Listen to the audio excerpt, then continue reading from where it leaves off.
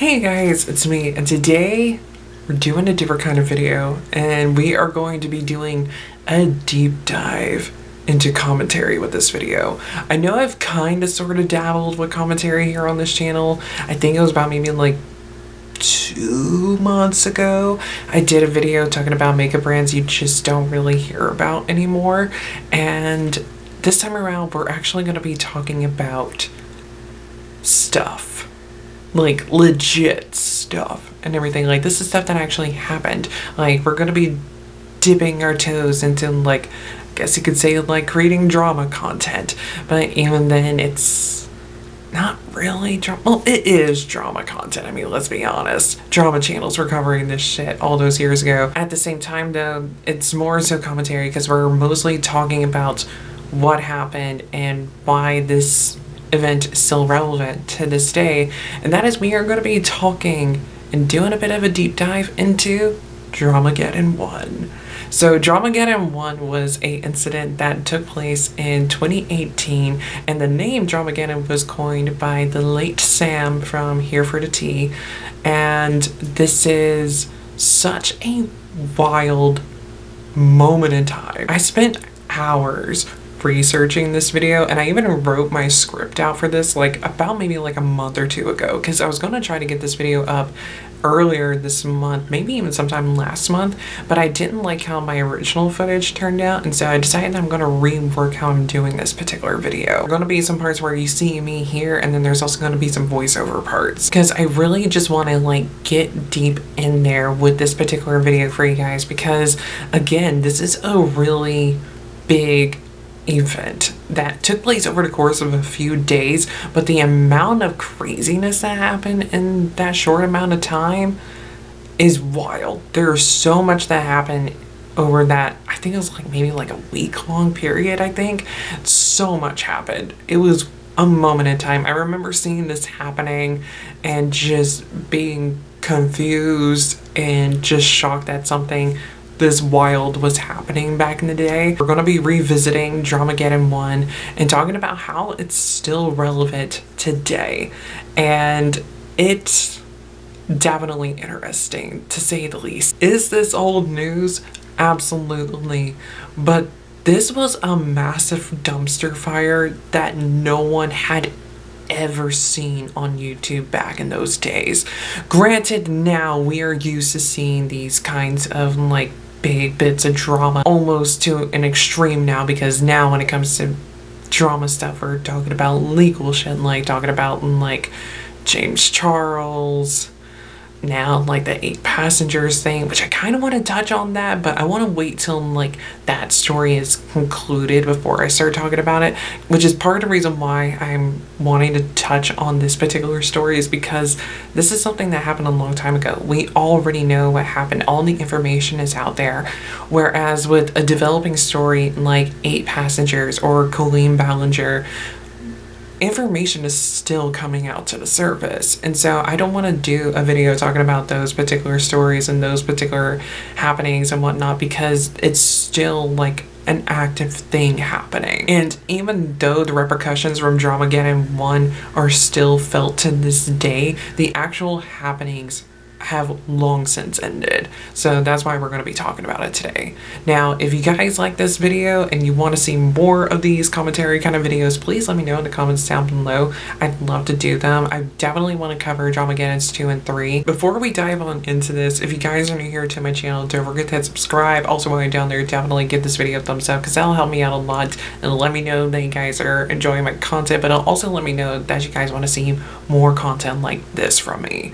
And definitely check me out on all my socials if you're interested in doing that. Those are linked down below too. Those are my links to my Twitter, Instagram, and my music channel. So if you want to see different kinds of content from me that's music related, definitely check me out over there. Like I mentioned earlier, I did a massive amount of research before going into this. I was referencing drama videos. I was looking into written stuff. Like, I was going in and trying to find as much information I could on this incident that I could possible, because like I said, although it only happened over the course of a short amount of time, there was so much happening. Like I mentioned, this was a form of chaos that none of us were ever exposed to at this point in time and everything. When it comes to YouTube, this was more so like type of stuff that you would see from like reality TV. There was never a bit of YouTube drama back in those days that was so big like this that it got its own name. Like, this was the first of its kind. Now we see like different bits of like internet drama spurring up here constantly nowadays. Like the most recent one that I can think of off the top of my head within like the beauty community at least was Lashgate. Also, if you do see me look over to the side at all, that's because I'm referencing my script. I have 9 pages worth of information over here and it's a lot of stuff to keep up with, so if I need to reference it, I'll be looking off over here just to make sure that I'm keeping on track and that I'm getting my facts straight and whatnot, because I don't want to sugarcoat anything, but I also don't want to like be like super hateful. We're being super neutral here and everything. We are going to try to be neutral at least. There are probably going to be moments in time where I might let my personal biases slip through, but for the most part we are going to be just like speaking straight up facts. Like, this is what happened and that is that.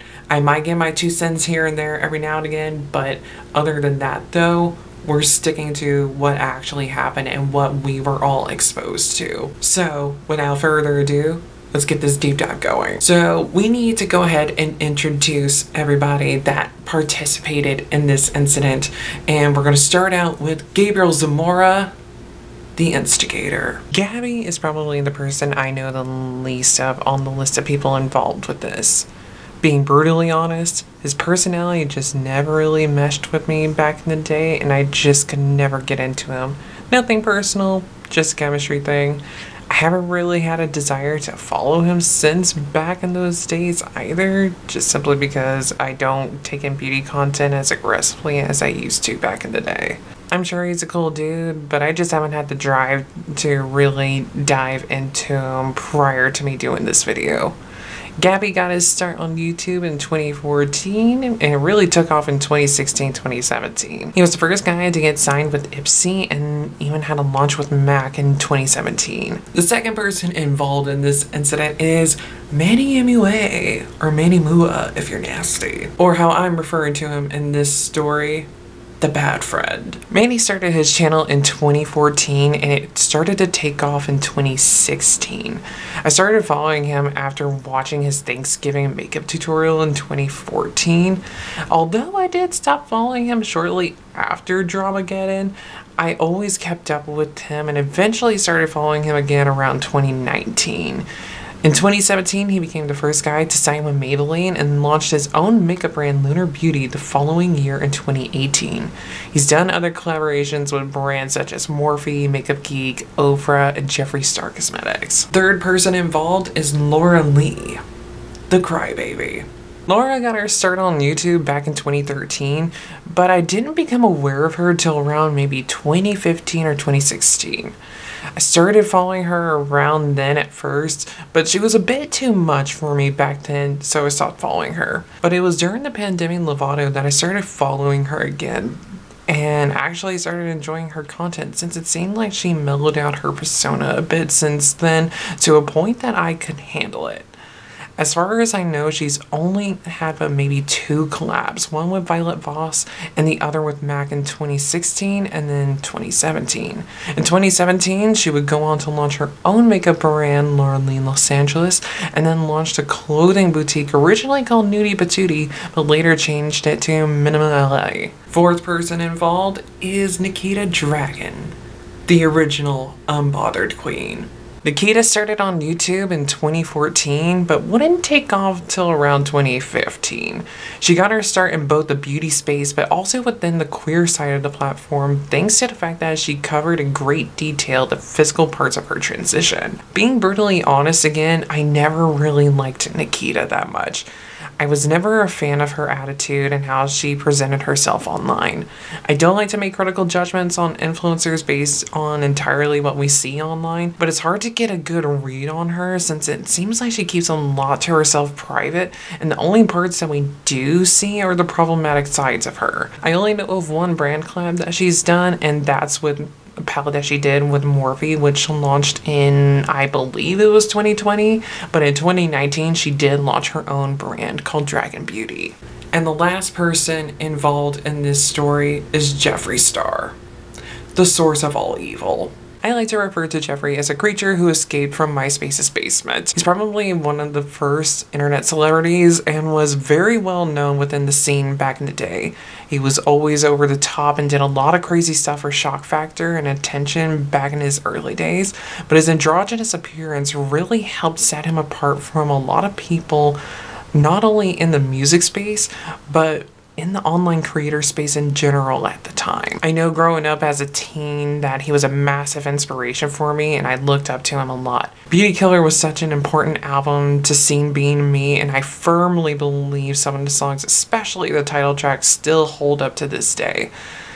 That being said, I no longer support him due to everything he's done to try to stay relevant in present day and to him behaving badly in general. He got his official start on YouTube in 2014 after he launched his brand Jeffree Star Cosmetics and became a powerhouse within the beauty space on YouTube and the cosmetics world. The only collab I've known of him to do was with Morphe in 2019. Speaking of, he was basically a spokesman for the company, attending many of the brand's brick and mortar store openings. RIP.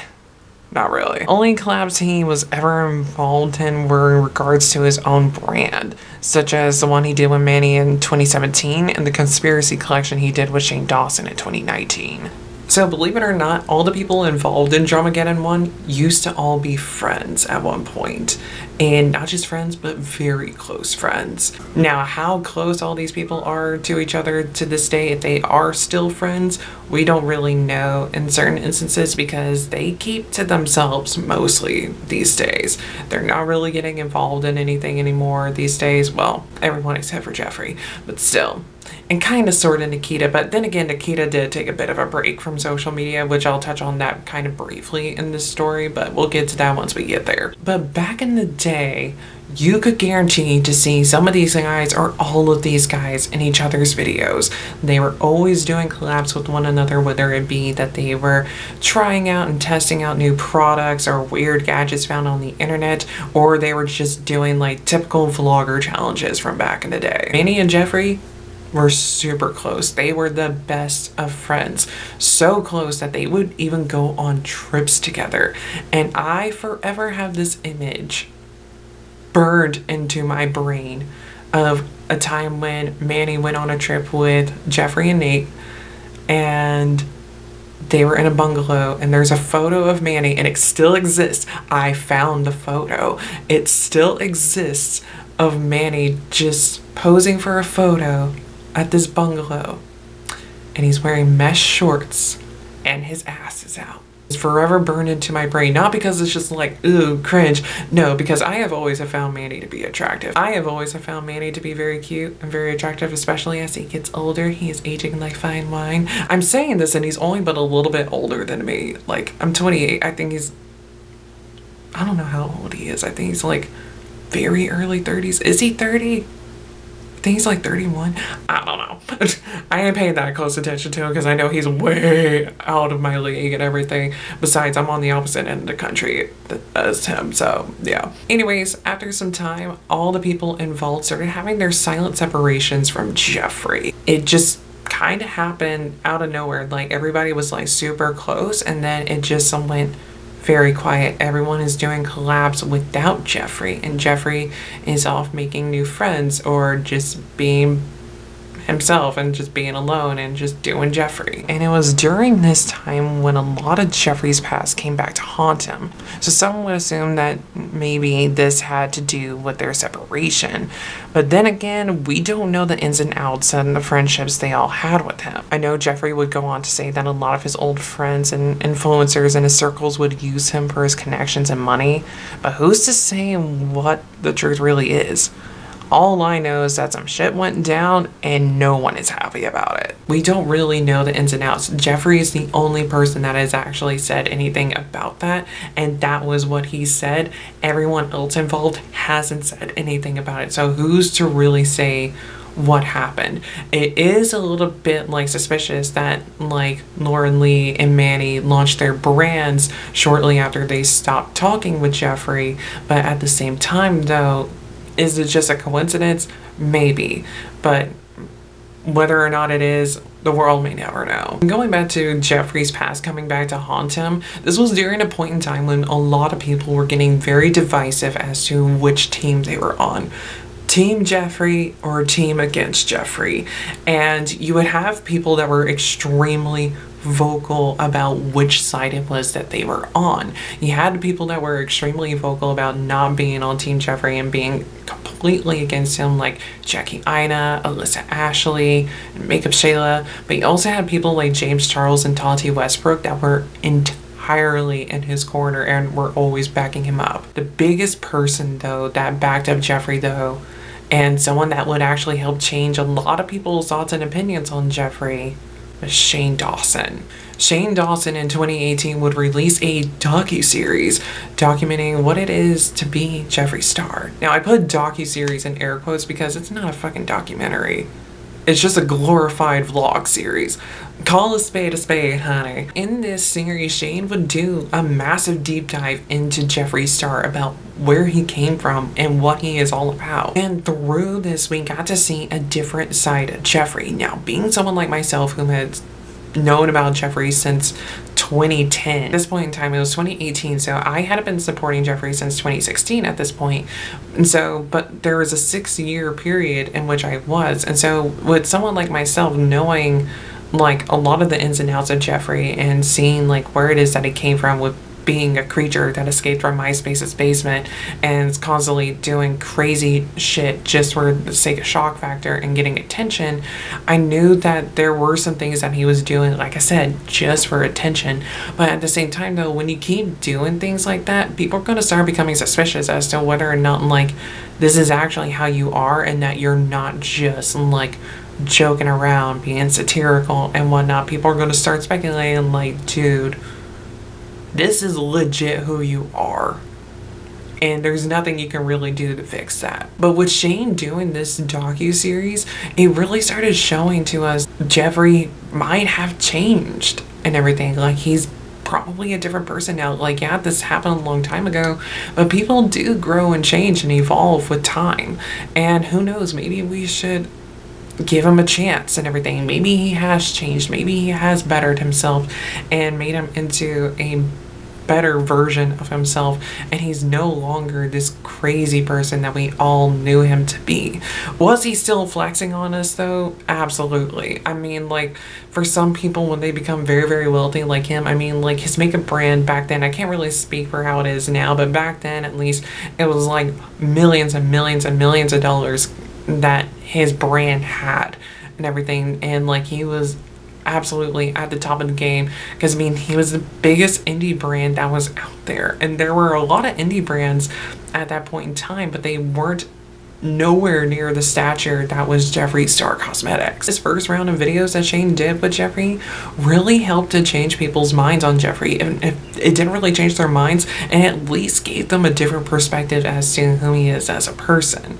But it also still made people very concerned about him as well, because some people started speculating whether or not he's just manipulating the scenes and whatnot, or taking advantage of the fact that like Shane was somebody that was so loved within the YouTube community at the time, that if Shane is backing up this person, then maybe he's not so bad after all. And it was because this change in opinion on Jeffree is what made Dramageddon that much more intense. Picture it. It is August 12th in the year of the Christian Lord 2018, and Gabriel Zamora makes a spicy tweet with a photo of him and his friends posing and recreating Kylie, Kendall Jenner, one of those people. I don't fucking know. I don't keep up with those women at all. But replicating one of their photos and being all cute and fun, but gives the text, "Bitch is better because without him, we're doing better." So obviously, this blew up and everybody is just losing their minds because they see this tweet coming for Jeffree. And Gabriel, in his right mind at the time, I guess, started clapping back at people and just really started popping off and everything, and just like calling Jeffree a racist, like, how can you guys support him and everything. Like, I know this man, I was in his life for a long period of time, I know who he is. You all don't. You guys just know him from social media. I was at his house and everything, and it's just going on and on and on, and people were not having it.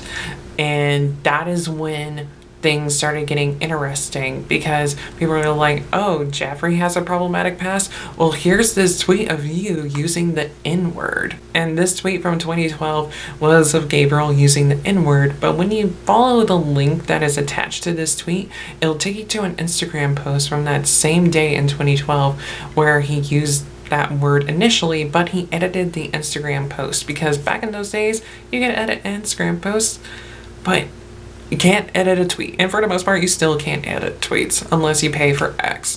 And I don't really think anybody except for edgelords are doing that. Gabriel admitted that, like, yes, he did say that initially. And in the photo, he posted a photo of him with his black friends at the time. I don't know if they're still friends or not, so that's why I'm saying at the time. But in that photo, he used that word, and then those friends saw that post and they're like, yo, you can't use that word and everything, and educated him on it. And so he edited the post. The damage was already done. Twitter is forever. So because of this, Gabriel would then go on to make a notes app apology, just mentioning that, like, he has grown and is more educated now, and that he was sorry for hurting those who found that tweet and found it to be very insensitive, because it is in fact insensitive. This is just only the beginning of things going out of control though, because then tweets from everybody involved started getting leaked. Tweets from Laura soon surfaced and were the most intense and damning. Dating back to 2012, Laura would have tweeted some very insensitive things towards people of color and just nasty things in general. Then people started looking into Manny, and they couldn't really find anything on him, but they started finding things on his brother and his brother's girlfriend, which was such a bizarre reach in my opinion. But still, when shit's happening and everything, especially back in these days on the internet, people are going to do what they can to tear you down. Then Nikita had some tweets come up that were either just incredibly cringy on a nasty level or a racist one. And all the while this is happening, Jeffree is just in his big ass mansion with all of his little dogs and Nathan, and is just laughing maniacally on Snapchat. Yes, that is how far back in time this took place. People were actively using Snapchat. I still use Snapchat, but I mostly use it just to message friends. Yeah. Then comes the first wave of apologies. Laura Lee released a massive in-depth apology on Twitter, and a lot of people were like, okay, this is nice, but then majority of them were just like, this feels like a PR stunt. It didn't make sense as an apology. It very much felt like a PR stunt, because it's just like, this is what happened, this is what we're going to do to be better, we're going to be donating, we're going to be educating ourselves, da da da da da. But then there was one moment that really stuck with me, and it stuck with a lot of people as well that relate to me on this note. But she had pointed out that because of the fact that she is from Alabama, that has played a big part in the fact of her being like ignorant to racism and whatnot, and just her just being racist and whatnot, like having those tweets and whatnot and not really realizing the significance of them, is because of the fact that she is from Alabama.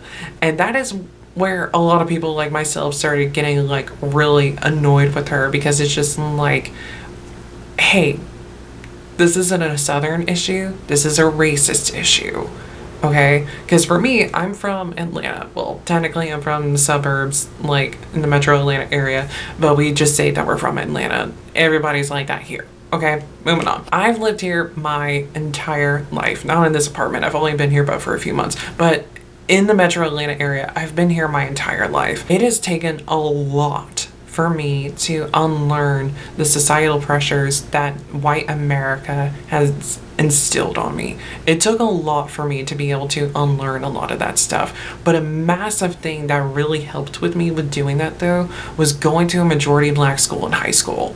Now, although I did go to a majority black school in middle school, you don't really pick up on social cues when you're that young. But when you're going into high school though, you really start picking up on that. You start really learning about the outside world once you are in high school. You start learning about how the world functions and how the people around you function and interact with you.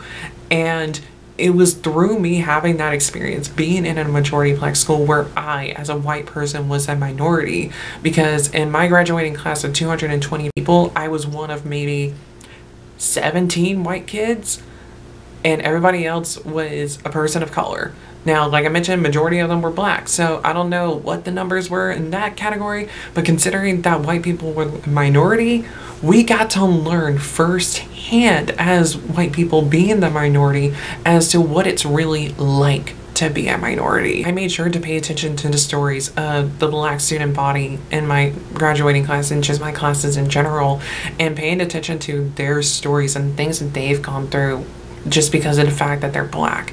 And even witnessing some of those things happen at school, seeing them being treated differently because of the fact that they're black in comparison to white students. And because of that, you need to start learning how to unlearn those things that are ingrained in you as a child. Here in the South, it is thrusted upon us to follow the traditions of our forefathers. The conservative nature within the South is so intense that no matter who you are, it is all about where you came from and where your life started from and maintaining those values.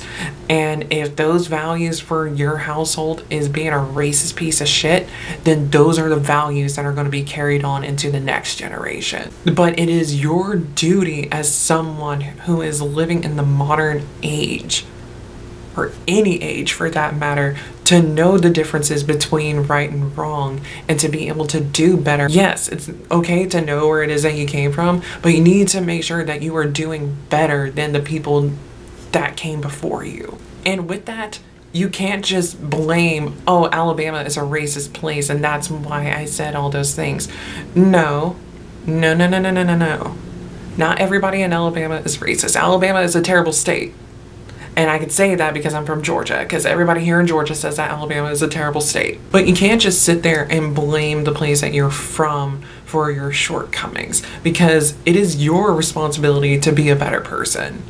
Not the state, not the environment that you grew up in. It is your responsibility. That was a big point that a lot of people had issues with when it came to that apology, is the fact that she put the blame elsewhere, because this isn't an Alabama issue, this is a racist issue, and you can't just turn around and blame it on somebody else. Now, getting back on course after that big rant and everything, even with the voiceover, I go on a bit of a rant, so it's gonna be interesting trying to like edit down the rant, because that is something that I am very passionate about, because this is something that I have worked tirelessly on myself for years. With all this going down, everybody involved in this situation started like talking to Gabby and just being like, hey, you should probably say something and make a more in-depth apology, because it's starting to really look as if like we're bullying him. Gabby goes on to make a large text apology and post that on Twitter. It wasn't a notes app apology like we were all used to seeing. It was just a regular, like almost like a screenshot of like a typed out text and everything on like a Word document, and it was shared onto Twitter. And it was a very in-depth apology to not only Jeffrey but the entire beauty community, because this whole incident sent the entire beauty community into a downward spiral. And it was right around the time when Gabby put out this second apology that Manny made a particular tweet. I can't remember it off the top of my head, and I don't have it referenced here in my script, but Manny put out a tweet just basically like trying to make himself look better and everything, and just being like, oh, like I didn't realize what the text was when I liked the tweet of the photo and everything. I just saw the photo and just like, and then saw what the tweet was about and immediately unliked it, and was just still continuing to kind of sort of very much throw Gabby under the bus. And Gabby would soon make a dig at Manny with a future tweet, Gabby would make that dig at Manny, though, after making a sincere apology tweet to Jeffrey in particular. Everybody else started putting out their apologies. Like, Manny put out an apology video that nobody really remembers because it really just wasn't good. And then Laura, we all know what happened with her. We're not going to talk about that. We're just going to move on. We're just going to move on from that. We're gonna move on. And then Nikita, she went on to Snapchat or Instagram stories. I don't know which one it was. I'm pretty sure it was probably Snapchat though, because of like how the filter looked and everything. But she went onto her stories and made an apology that was extremely vague, not really apologizing for much of anything, and saying that like what she did in her past was in the past, and that she is like quite almost literally not the same person that she was back in those days because she's transitioned. She doesn't really have the same face anymore as she did back then either. A lot of people were just like, yo, this is an apology and everything, and like this is very bad everything, and people were calling her out on it. And then she went on to make another apology on Twitter, and she sent a tweet. Not a notes app apology, but just simply tweeted an apology in less than 280 characters. Yeah, that was a terrible tongue pop. Now, this is where things outside of what's happening within these particular 5 people start to get more noticeable, and people started paying attention to what is happening outside of this small little section within the beauty community. And that is the ripple effect that this started having during the same time. And people were doing anything and everything they could do to dig up any dirt on any and all beauty influencers within the community, because in their thought process it's just like, oh, we have these really bad apples that we found that are at the top of the food chain, let's try to find everybody else that is in a similar state and try to get rid of them as well. The idea behind it was pretty good, but this was a very feral state within the viewer side of things within the beauty community. And this started to lead to the original versions of the My Truth videos. If you know, you know. And it was also during this point in time when a lot of people really started to notice the fact that people were mostly attacking Laura for whatever reason during all this. I mean, granted, she did have a lot of dirt on herself and everything in comparison to everybody else, but even still, like, she was getting the brunt of it. I mean, to a degree, like I said, it was probably because she had a lot more dirt on her, and then also the video also happened too, so there was also that. And so yeah, it was just a really bad time for her. I mean, all of them were hemorrhaging followers, but Laura in particular was just, she was just getting it. But amidst all this chaos, this is when something we have never seen happen before happened. And that is that Gabby makes a apology video. It is about 50 minutes long. One take, unedited apology video where he just goes completely in depth with everything, talking about everything that happened in this whole incident, about like why the tweet was made and how everyone around him was reacting to this whole situation, and him apologizing to Jeffrey. And Gabby then went on to go on to call out Manny for basically backseat driving the whole thing and being damage control with it and whatnot. Like, he's like trying to make sure that everybody is able to get out as unscathed as possible except for Gabby. Like, Gabby was made to be the person to take the fall for this and to ultimately be the one burned at the stake. But Gabby took his power back with making this apology video, because like I said, none of us had seen anything like this before. He was very raw, he was very real, and was very sincere about it. And Gabby would go on to call Manny a social climber and a user, and ultimately, without even saying it, a bad friend. And rightfully so. I mean, like, Gabby felt betrayed by the people that he thought were his closest friends, especially somebody like Manny, who just completely like threw him under the bus, like in a busy city. Like, He's not just getting ran over by one bus, but he's getting ran over by multiple buses. And after Gabby's video went live, Jeffree Star saw that video and he accepted Gabby's apology, and it was a very sincere moment between the two of them, and it seemed like the two of them rekindled their friendship a little bit, possibly. And then Manny saw the video and he decided to make a response to Gabby's video as well, and again, it was just very vague. Nobody really knew what was going on. Nobody really knew and understood what was happening with it. All that we knew is that Manny felt bad and that he was scared and he didn't know what was going on and that he had been trying to talk to Gabby. That's all that we know. Like, he didn't apologize for anything. He didn't say what was going on and why he was making a video. He was just there. Manny and Laura were the real losers in Dramageddon, and Jeffree and Gabby were the winners in it. Can't really say much for Nikita because she kind of just floated off into the ether and just, yeah. But Laura and Manny were officially canceled during this whole ordeal. And Manny would even soon, maybe about a month after this whole incident, would try to make his own docuseries on the whole incident, but it would only have but one part. And Laura even tried to make an apology video afterwards too, but that fell flat as well.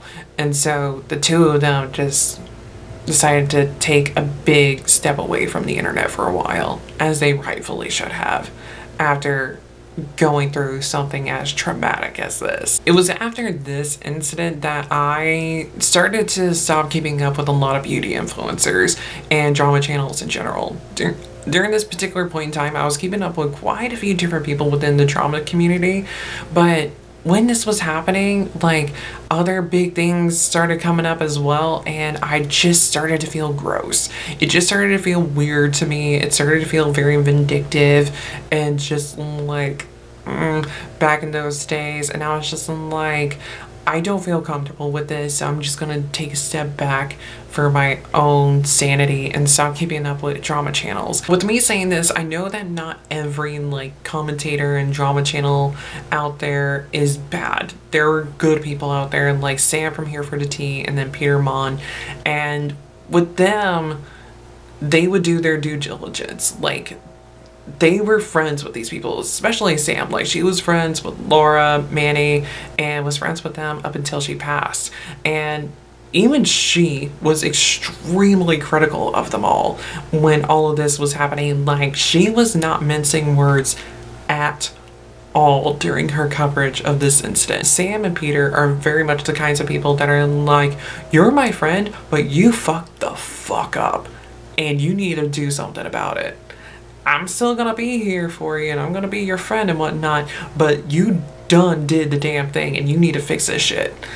And for that, I can do nothing but tip my wig to them, because those are the kinds of people that you need in your corner, the people that hold you accountable. It hasn't been until quite recently that I've actually started keeping up with drama and commentating type of channels again, but even still, it's very, very limited. Like, I only keep up with Jen from Jen Loves, Hannah from Smoky Glow, Jessie and Lily from the Do We Know Them podcast, and quite recently I started keeping up with Swoop, like within like the maybe last month or two. So I really can't really count her in this sense, because I've been watching like Hannah, Jen, and then Do We Know Them for a hot minute. Going back to like how I was feeling back in those days, and even still to a degree to this day, I'm pretty sure I'm not the only person who shares like the same sentiments on like the beauty community and especially the drama community, because this whole ordeal really just ruined the beauty community for a lot of people, and the beauty community still hasn't recovered from it,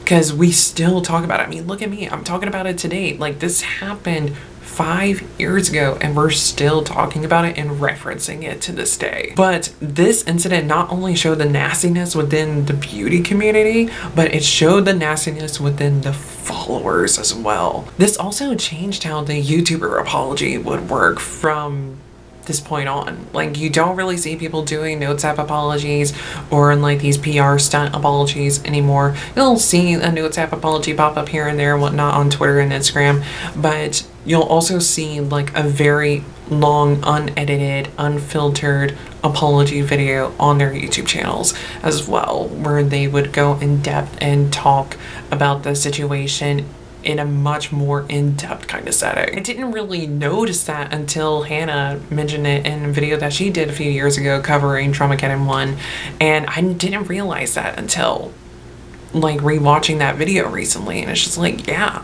it was Dramageddon that really put that on the map, because this was such a big incident that it broke outside of just the beauty community. People from all over the internet were learning about this incident, like people within the gaming community, fashion, lifestyle, kids, everybody, people outside of YouTube and whatnot. Like, there were even some news sources that were covering this because of how big this was and everything, and how much traction this story was getting on social media in general. It started going from being like a basic little notes app apology and a 10-minute video on YouTube to being like 30+ minute long unedited, unfiltered videos on YouTube, as well as like extensive notes app apologies on Twitter and Instagram. Obviously, it has evolved now, like everybody's doing that now. Back in those days, we were eating it up because it was so new. It was so real to us back then.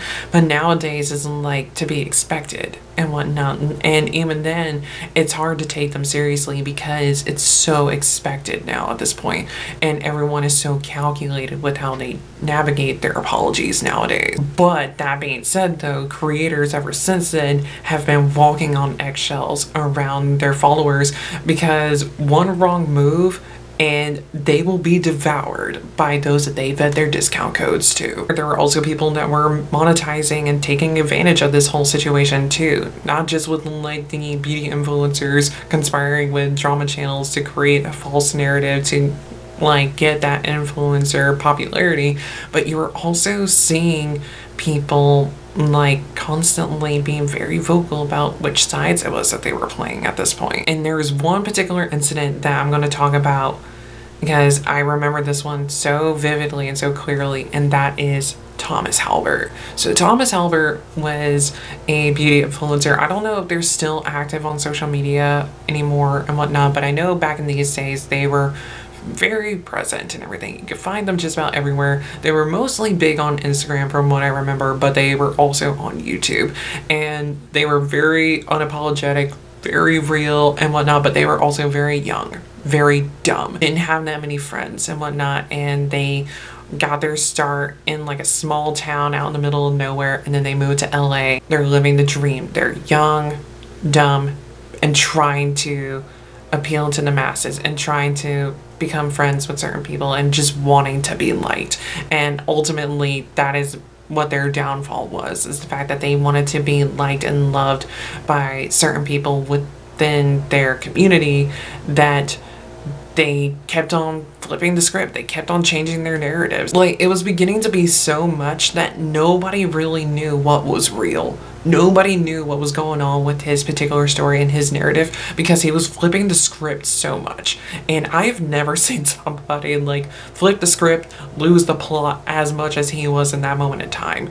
Like I mentioned before, he was clearly somebody that just wanted to be liked. He wanted to have a community and was desperately trying to find it, and he couldn't. He was having a hard time finding it and was just making stupid decisions trying to get to that point. Moral of his story is, don't change your views or your values to appeal to other people so that way you can be friends with certain people. Now, I do hope that Thomas is doing better now, because I mean, like, this was a long time ago. I think he's probably in his mid-20s now, so hopefully he's doing a lot better now, and that like he has found a community and a place where he belongs and everything. Because like I mentioned, it was very clear that back in these days he didn't have that, and he was desperately trying to find it and doing whatever he could to get there. But the craziest thing that Dramageddon 1 would teach us is that drama within the beauty community would get so much worse. It would get crazier from this point on. This is just a very minuscule thing to happen within the beauty community, because it would go from being, oh, this is just reality TV, to, oh, laws are being broken. It's strange how after all this went down and how chaotic it was, that somehow Manny, Laura, Nikita, and Gabby are all still friends. Or at least they're friends again now. I can't say too much for what's going on with Gabriel since, like I mentioned earlier on this, I don't keep up with him at all. But from what I've heard from Laura and Manny's podcast, he seems to be thriving. Manny is doing pretty good. He's still active on social media and his brand is doing quite well. His eyeshadow formula is one of my favorites, with Moonspell Volume 1 still being my go-to palette. His views might not be the same as they used to be, but he's still out there doing the thing and having fun. Also, he has a side Insta where he gets a bit spicy. I put it in air quotes because it's nothing lewd, but it's a different side of him we haven't seen. The backside, I wish. Laura is in a similar boat, as you can tell that her content has matured with her and all of this, and has even pivoted a bit more towards lifestyle content. You can tell life has done a bit of a number on her since it keeps throwing curveballs at her, but Homegirl is proving that she's like a lot of Southern women and is built like a Ford. Tough. If you're Southern, you get it. Her and Manny, like I alluded to earlier, have a podcast together called Full Coverage, which I listen to a good bit. I don't catch every episode since sometimes it seems like a conversation between two aunts trying to sound hip to their younger nieces and nephews. Nikita is doing whatever it is she's doing. Like I mentioned, she kind of just floated off into the ether. She has her brand and launched a contour palette with the most horrifying packaging ever, and even had a random Snapchat show that made absolutely no sense whatsoever. I know she had a possible mental break late last year when she got arrested, but even leading up to that, I never really heard much from her and didn't hear much afterwards. I did check, however, that she is back and active on Instagram as of a few months ago, but even then she's still not that active. Lastly, we have Jeffree Star, who now lives out in the middle of nowhere on a farm. I wish I was joking with saying that, but that's legitimately what happened to him. He still has his brand, now has some yaks, and is basically pulling an Ollie London or a Blair White and panning to the right wing in order to gain relevance again. Apparently, he launched a makeup, merch, and meat store. Again, I wish I was joking, but here we are. Needless to say, Dramageddon 1 was a moment in time. It paved the way for just how insane things could possibly get on the internet, or at least within the beauty community. It would show that people always find a way to make things bigger and badder, which would lead to Dramageddons 2 and 3. I'm pretty sure I mentioned this in the beginning of the video, but if you guys want me to cover Dramageddons 2 and 3, please let me know and I'll definitely do so, because those are also very interesting stories. They're a lot bigger and they're a lot more unhinged than this story is, but they're still very fascinating and it's still very real and they're still so relevant to this day and everything. Especially quite recently, things have been like stirring back up with those incidents, particularly Dramageddon 2, because I think like Dramageddon 3, isn't it like Bye Sister Part 2, or is Dramageddon 3 Breaking My Silence? It all flows together. But that is Dramageddon 1, kids. The beauty community has never fully recovered from it, and we still feel and see the ripples of it to this day. It's a timeless story to tell your kids, or in my case, fur babies and friends, because I despise children and don't want them anywhere near me. But that is it for this video. I hope you guys enjoyed it, and until I see you guys in my next one, whenever that might be, goodbye.